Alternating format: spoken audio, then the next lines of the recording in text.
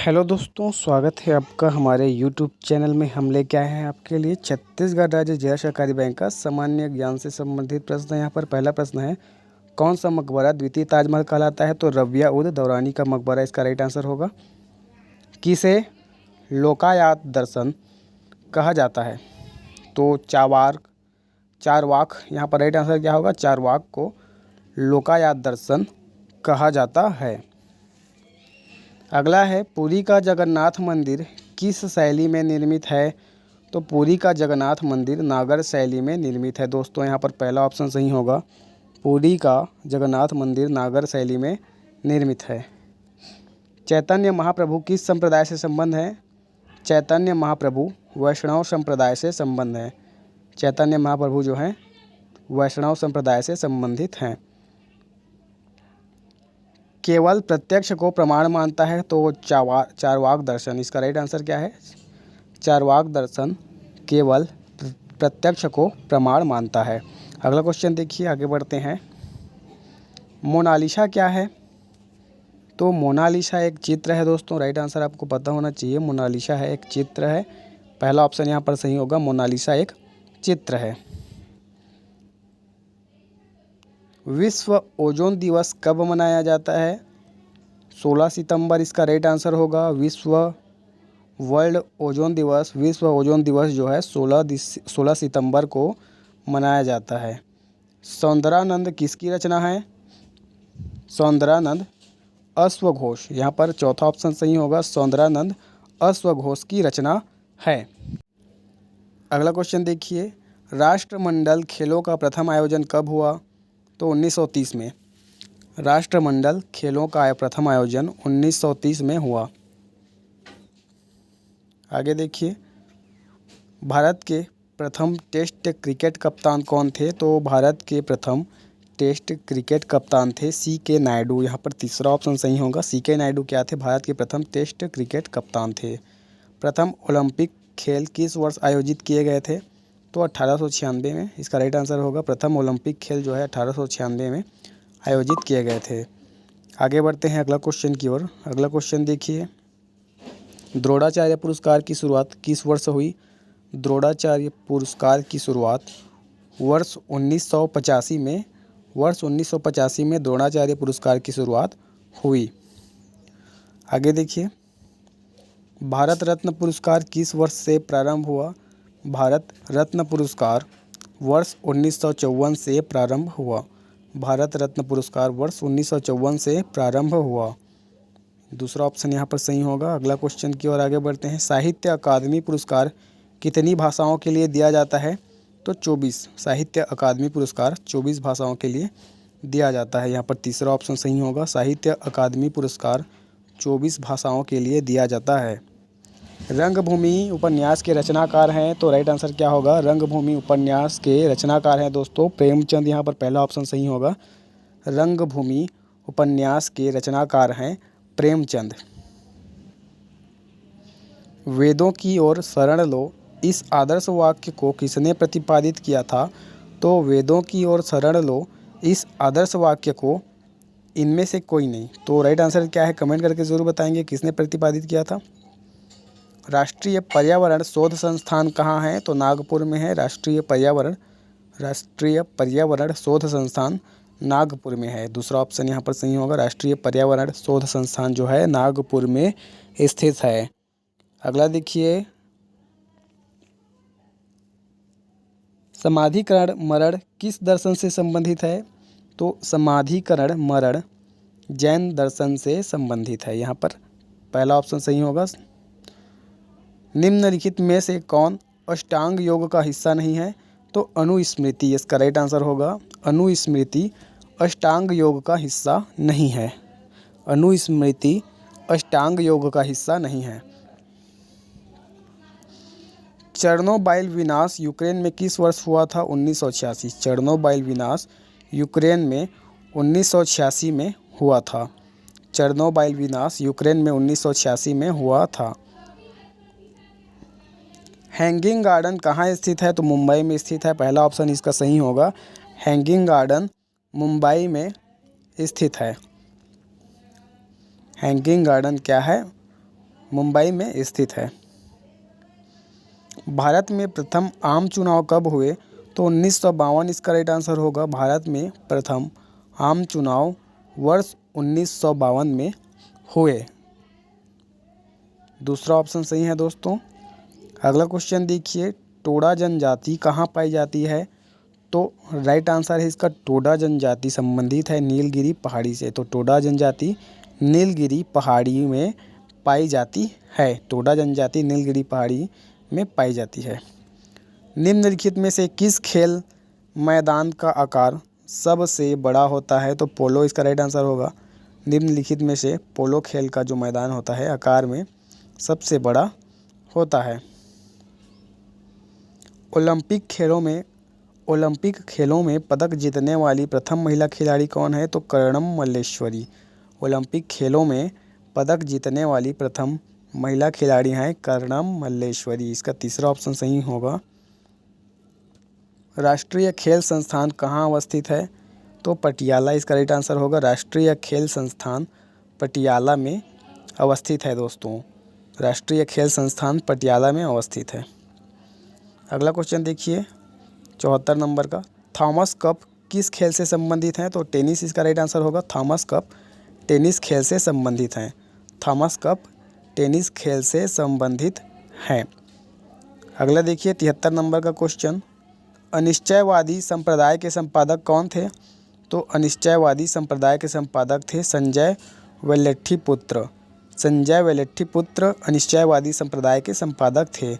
अगला क्वेश्चन की ओर आगे बढ़ते हैं, अनात्मवाद किस से संबंधित है? तो अनात्मवाद जो है बौद्ध दर्शन से संबंधित है। इसका राइट आंसर चौथा ऑप्शन होगा। अनात्मवाद बौद्ध दर्शन से संबंधित है। आगे देखिए 71 नंबर का क्वेश्चन, शंकर के दर्शन को कहा जाता है? तो राइट आंसर क्या होगा? शंकर के दर्शन को अद्वैतवाद कहा जाता है। तीसरा ऑप्शन इसका सही होगा। शंकर के दर्शन को अद्वैतवाद कहा जाता है दोस्तों। नाटो का मुख्यालय कहाँ है? तो नाटो का मुख्यालय है बेल्जियम में। इसका पहला ऑप्शन सही होगा। नाटो का मुख्यालय बेल्जियम में स्थित है। कहाँ है? नाटो का मुख्यालय बेल्जियम में स्थित है। आगे देखिए अगला क्वेश्चन, सरस्वती सम्मान किस क्षेत्र के लिए दिया जाता है? तो सरस्वती सम्मान साहित्य के क्षेत्र के लिए दिया जाता है दोस्तों। सरस्वती सम्मान साहित्य के क्षेत्र के लिए दिया जाता है। सरस्वती सम्मान जो है साहित्य क्षेत्र के लिए दिया जाता है। विश्व जैव विविधता दिवस कब मनाया जाता है? तो 22 मई इसका राइट आंसर होगा। विश्व जैव विविधता दिवस 22 मई को मनाया जाता है। विश्व जैव विविधता दिवस 22 मई को मनाया जाता है।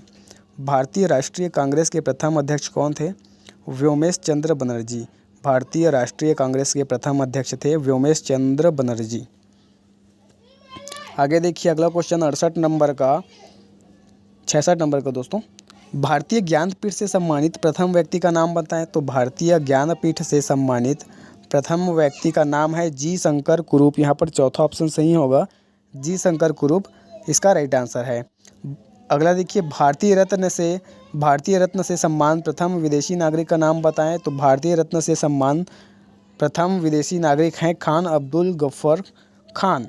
इसका राइट आंसर होगा पहला ऑप्शन।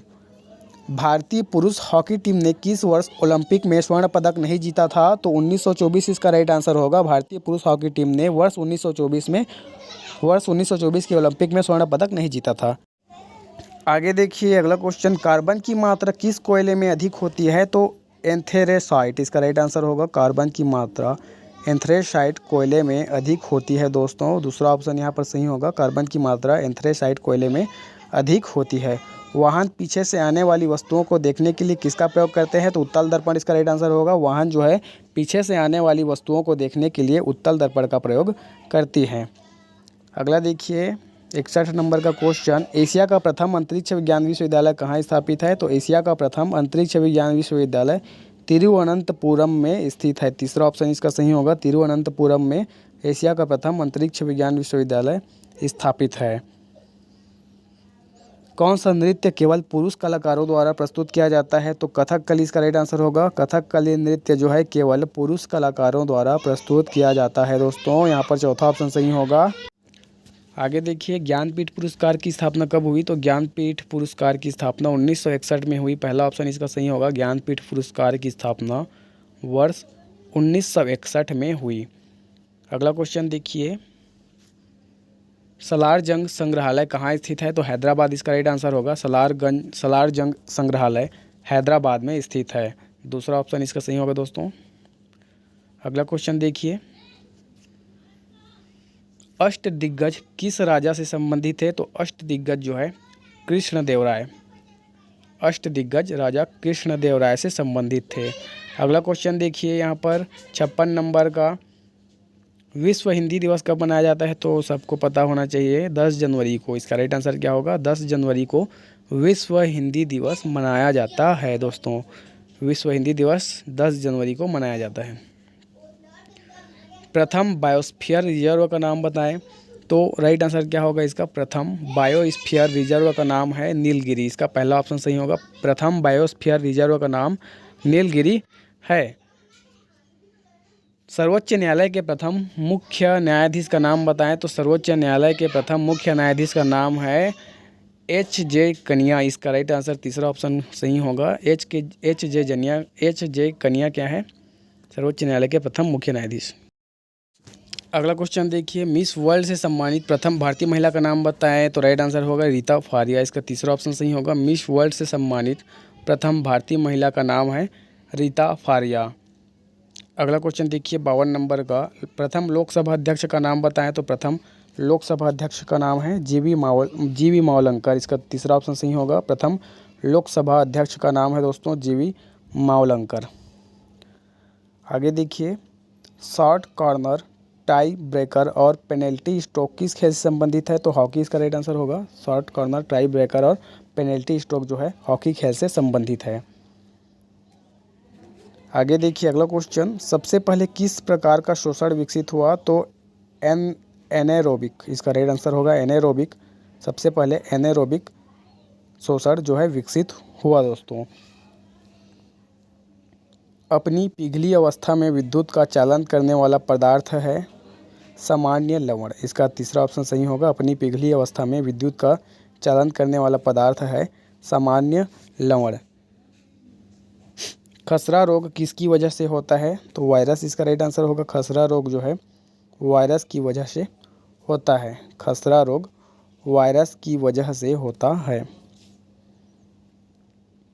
सिरोसिस रोग शरीर के किस अंग को प्रभावित करता है? तो सिरोसिस रोग शरीर के जिगर को प्रभावित करता है। दूसरा ऑप्शन यहाँ पर सही होगा। सिरोसिस रोग जो है शरीर के जिगर को प्रभावित करता है दोस्तों।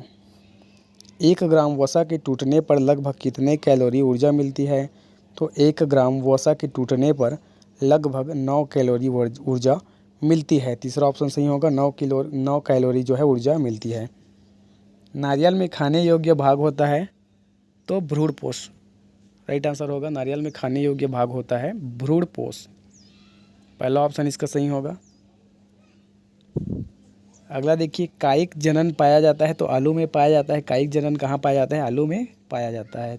दूसरा ऑप्शन इसका सही होगा। कायिक जनन आलू में पाया जाता है। आगे देखिए दोस्तों अगला क्वेश्चन, कालाजार रोग निम्नलिखित में से किसे काटने से फैलता है? तो सैंड फ्लाई इसका राइट आंसर होगा। कालाजार रोग जो है सैंड फ्लाई काटने से फैलता है। कालाजार रोग जो है सैंड फ्लाई के काटने से फैलता है। मानव शरीर की सबसे बड़ी ग्रंथि है यकृत। राइट आंसर होगा इसका। चौथा ऑप्शन यहाँ पर सही होगा। मानव शरीर की सबसे बड़ी ग्रंथि है यकृत दोस्तों। अगला क्वेश्चन देखिए, पित्त का निर्माण होता है यकृत में। कहाँ पर? यकृत में। पित्त का निर्माण होता है यकृत में। अगला क्वेश्चन देखिए, आगे बढ़ते हैं। इसको तो हो गया, पित्त का निर्माण कहाँ होता है? यकृत में होता है। सबसे बड़ी ग्रंथि कौन है? तो यकृत है। बारूद निम्नलिखित का मिश्रण है तो किसका मिश्रण है जी बारूद? तो देखिए नाइट्रोजन, सल्फर व काठ कोयला। तीसरा ऑप्शन यहाँ पर सही होगा। बारूद नाइट्रोजन, सल्फर व काठ कोयला का मिश्रण होता है। एंटीजन है तो प्रोटीन इसका राइट आंसर होगा। प्रोटीन क्या है? एंटीजन है। प्रोटीन क्या है? एंटीजन है। आगे देखिए अगला क्वेश्चन है, रॉकेट निदान का सिद्धांत आधारित है तो गति का तृतीय नियम। चौथा ऑप्शन इसका सही होगा। रॉकेट निदान का सिद्धांत गति का तृतीय नियम पर आधारित है दोस्तों। आगे बढ़ते हैं अगला क्वेश्चन की ओर। निम्न में से कौन सा एक जीवाणु जनित रोग नहीं है? तो डेंगू इसका राइट आंसर होगा। क्या होगा? डेंगू। डेंगू क्या है? जीवाणु जनित रोग नहीं है। तो क्या है इसका राइट आंसर? तीसरा ऑप्शन सही है। एक्स किरणों की तरंग दैर्ध्य कितना होता है? तो पहला ऑप्शन यहाँ पर सही होगा। एक्स किरणों की तरंग दैर्ध्य जो है 0.1 nm होता है। किसे अम्लीय वर्षा कहते हैं? तो वर्षा के जल की pH मान जब 5.6 से कम हो तो उसे अम्लीय वर्षा कहते हैं। जब वर्षा की जल का pH मान 5.6 से कम हो उसे अम्लीय वर्षा कहते हैं। जब पानी को 0 डिग्री सेल्सियस से 10 डिग्री सेल्सियस तक गर्म किया जाता है, इसका आयतन क्या होगा? तो पहले घटता है और तब बढ़ता है। पहले घटेगा, उसके बाद क्या होगा? बढ़ेगा। निम्नलिखित में से किन तरंगों को निर्वात के माध्यम से संचारित नहीं किया जा सकता? ऑप्शन दिया है प्रकाश तरंग, ध्वनि तरंग, ऊष्मा तरंग, विद्युत चुंबकीय तरंग। तो बी ऑप्शन इसका सही होगा। ध्वनि तरंग को क्या है? निर्वात के माध्यम से संचारित नहीं किया जा सकता। विद्युत चुंबकीय विकिरण के रूप में ऊर्जा की न्यूनतम मात्रा का उत्सर्जन होता है, उसे कहते हैं क्वांटम। क्या कहते हैं? क्वांटम कहते हैं। विद्युत चुंबकीय विकिरण के रूप में ऊर्जा की न्यूनतम मात्रा का उत्सर्जन होता है, उसे क्वांटम कहते हैं दोस्तों। दूसरा ऑप्शन इसका सही होगा। आगे देखिए अगला क्वेश्चन। अल्कोहल पानी की अपेक्षा अधिक वाष्पशील होता है, क्यों होता है? तो इसका क्वथनांक जो है पानी से कम होता है, इसलिए अल्कोहल पानी की अपेक्षा अधिक वाष्पशील होता है। BCG यानी कि क्या है? BCG का फुल फॉर्म देखिए, बेसिलस कॉलमेट ग्यूरिन। तो BCG का टीका निम्न में से किस में लगाया जाता है? तो TB इसका राइट आंसर होगा। BCG का टीका TB रोग में जो है लगाया जाता है। निम्नलिखित बीमारियों में से कौन सी टैटू बनवाने के द्वारा एक व्यक्ति से दूसरे व्यक्ति में संचारित हो सकती है? ऑप्शन दिया है चिकनगुनिया, हेपेटाइटिस, HIV एड्स। तो 2 और 3 इसका हेपेटाइटिस B और HIV एड्स जो है हो सकता है। निम्न में से कौन सी तरंगे आम टीवी रिमोट कंट्रोल द्वारा उपयोग की जाती है? तो इंफ्रारेड तरंगे। दूसरा ऑप्शन इसका सही होगा, इंफ्रारेड तरंगे। अगला देखिए, निम्नलिखित में से कौन सा सुयोग्य सही सुमेलित नहीं है? तो दूसरा ऑप्शन इसका सही होगा, एसिटिक अम्ल, दही। यह क्या है? सुमेलित नहीं है दोस्तों। अगला क्वेश्चन देखिए, निम्न में से कौन सा प्रबलतम अम्ल है? तो HOCl4 इसका चौथा ऑप्शन सही होगा। HOCl4 क्या है? प्रबलतम अम्ल है। निम्न में से कौन सा प्रबलतम अम्ल है? तो HOCl4 जो है प्रबलतम अम्ल है।